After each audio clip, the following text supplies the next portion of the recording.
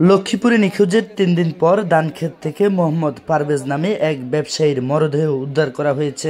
সোমবার ৩ ফেব্রুয়ারি রাত ৯টার দিকে সদর উপজেলার চররুইতা ইউনিয়নের ৮ নম্বর ওয়ার্ডের চররুইতা গ্রামের ধানক্ষেত থেকে মরদেহটি উদ্ধার করে পুলিশ। পারভেজ ৩১ জানুয়ারি রাত থেকে নিখোঁজ ছিল।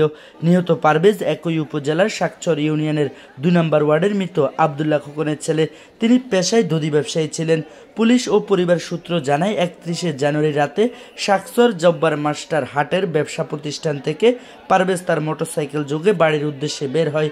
রাতে বাড়ির সামনে মোটরসাইকেলটি পাওয়া গেলেও তাকে খুঁজে পাওয়া যায়নি। এই ঘটনার পরদিন তার ভাই ফয়েজ সদর মডেল থানায় একটি নিখোঁজ ডায়েরি করেন।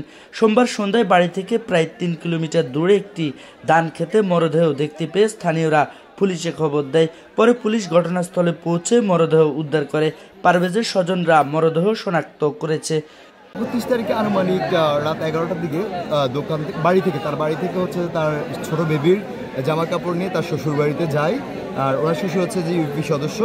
তো ১১টা বাজে যখন ওখানে যায়, ওখানে যাওয়ার পরে মেয়ের জামা কাপড়গুলো দিয়া ওখান থেকে যখন চলে আসবে তখন ওনার শ্বশুর বলছে যে থেকে যাও, বলছে যে না থাকবো না, আমার কাজ আছে।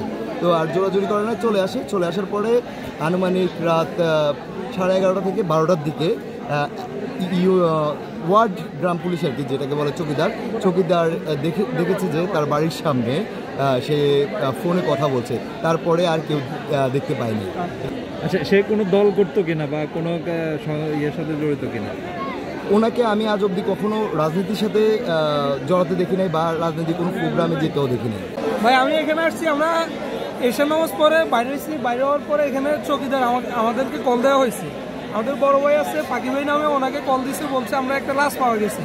আমরা এখানে আসার পরে দেখতেছি এই ভাইয়ের ছিল, আসার পরে দেখতেছি এখানে ইউনিয়ন ওয়ার্ড মেম্বার ছিল আর এটা ৮ নং ওয়ার্ডের মেম্বার ছিল। মেম্বার আসার পরে শুনতেছি এখানে একজন নাকি মারা গেছে।